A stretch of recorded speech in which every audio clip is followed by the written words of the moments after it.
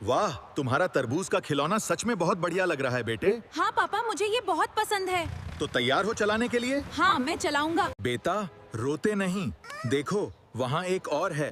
क्या सच में पापा? हाँ, चलो उसे ले आएं। चलो बेटे, हम मिलकर ये बड़ा वाला तरबूज उठाते हैं। हाँ पापा, मैं तैयार हूँ। धीरे धीरे उठाओ, बहुत भारी है।